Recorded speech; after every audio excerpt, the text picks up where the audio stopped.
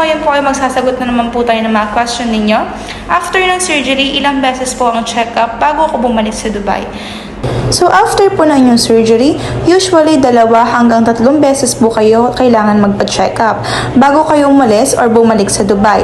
Yung unang check up po ay ginagawa po within 1 to 2 days after ng inyong procedure para ma-check agad kung okay ang inyong initial healing. May follow-up check-up po kayo around 5 to 7 days after po ng procedure ninyo para makita po kung maayos ang progress at kung may kailangan pang i-assist. Kung medyo matagal pa po ang stay ninyo dito sa Pilipinas, maganda rin po na makapag-final check-up kayo bago po kayo umalis o bumalik sa Dubai. Pero kung limited po ang time ninyo, okay lang din po basta maayos natin ang schedule ng face-to-face check-ups habang nandito pa po kayo sa Pilipinas. Then ituloy-tuloy na lang po natin ang online check-up ninyo once na nasa Dubai na po kayo. Through Viber or WhatsApp na lang po, kami na po ang magme-message sa inyo araw-araw para kamustahin po kayo.